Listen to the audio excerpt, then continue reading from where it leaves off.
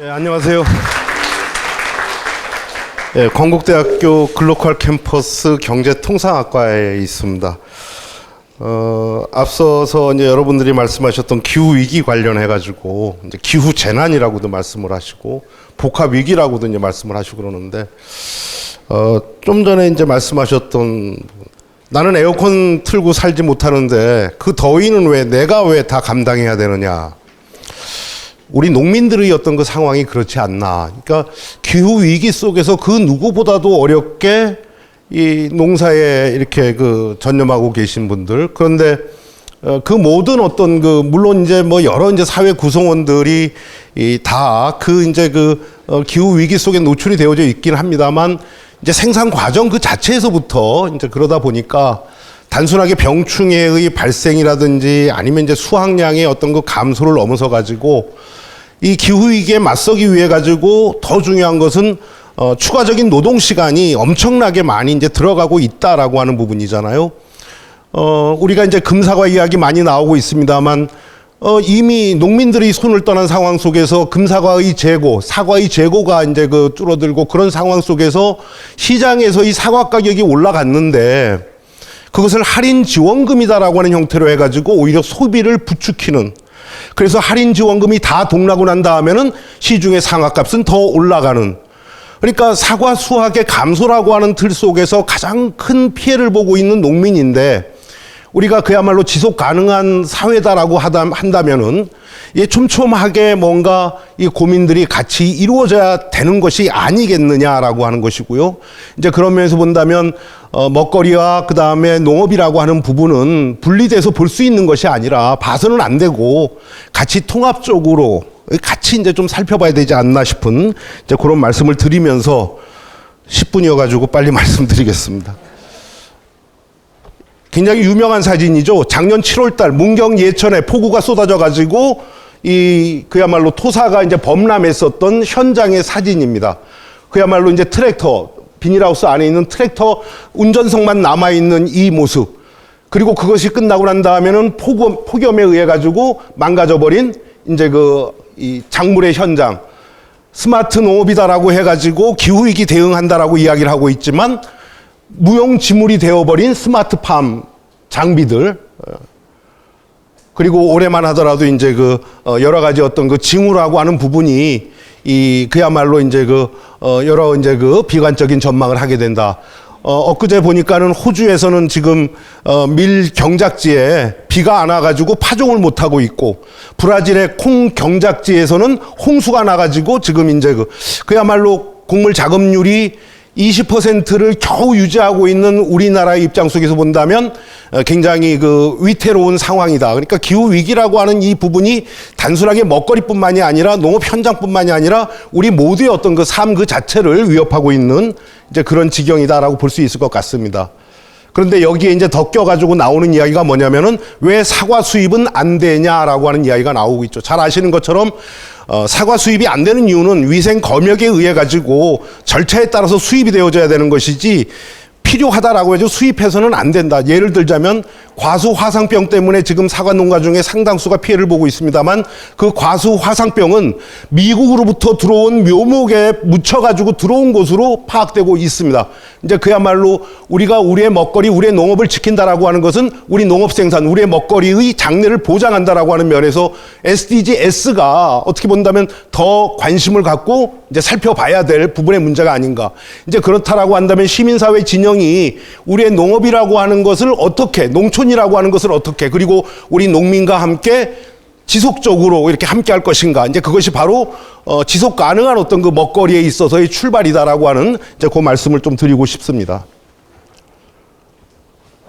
지금 여기 보시면은 농업 생산과 관련해 가지고 이제 기후 위기 탄소 배출량 이야기가 많이 나오고 있습니다만 탄소 배출량 중에서도 가장 문제가 되고 있는 것이 단적화 대규모화되어진 과정 속에서 사용되어지고 있는 이제 농화학 제품의 어떤 사용이잖아요. 그런데 우리나라의 경우에 있어서는 화학 비료와 농약의 사용량이 굉장히 이 다투입이 이루어지는 국가로 되어져 있긴 합니다만 최근에 들어서서는 계속 감소를 하고 있습니다.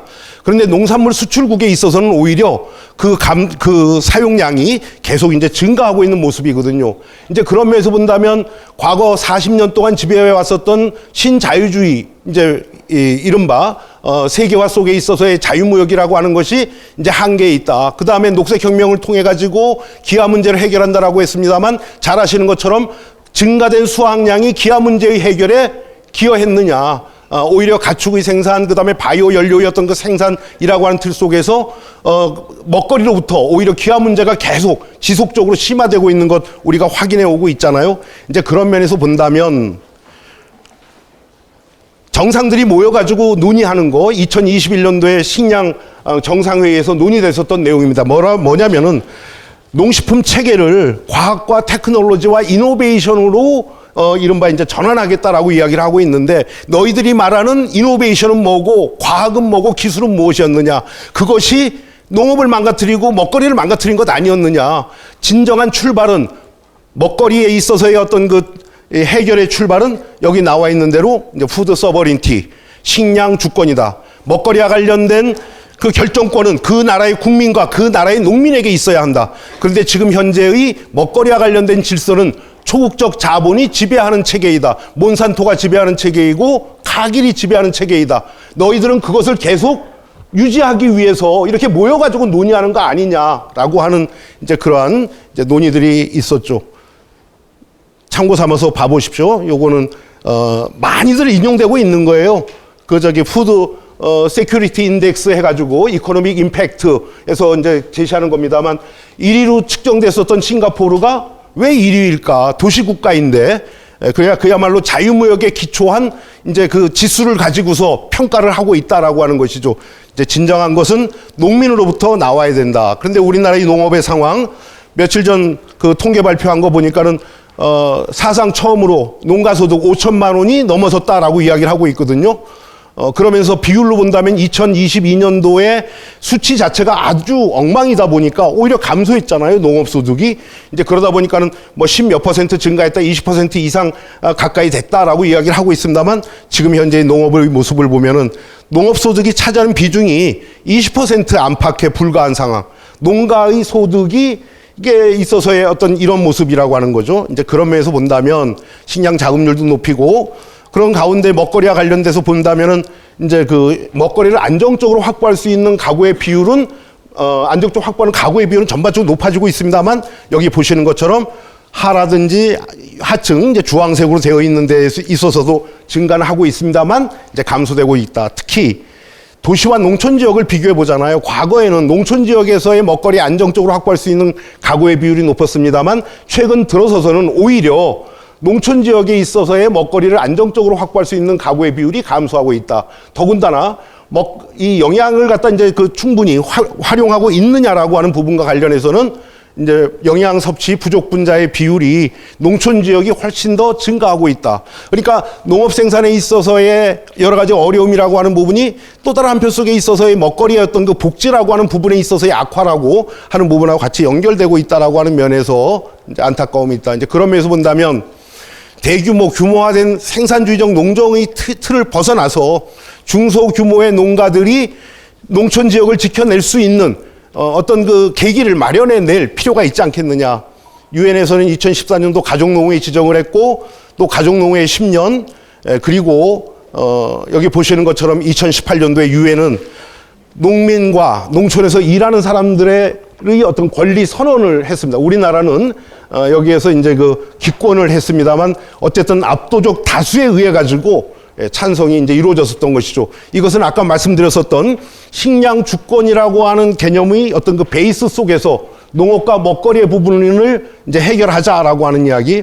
여기 이제 보시면은 앞서 나왔었던 불평등의 문제, 여성 농민에 대한 권리의 문제, 그 다음에 여러 가지 생명, 자유, 안전에 대한 거, 주거에 대한 거까지 다 포함해서. 근데 여기서 더 중요한 것은 아까 말씀드렸었던 식량 주권이라고 하는 것을 키워드로 해서 농민들로부터 뺏어간 것, 공유자원 뺏어간 것, 종자 가져간 것, 먹거리 가격의 결정권과 관련해서 농민이 지금 아무런 역할을 할 수 없는 이 상황, 사과값에서처럼 이제 그러한 것들의 불합리를 시정하자라고 하는 이제 그런 내용들이 여기 이제 담겨져 있습니다.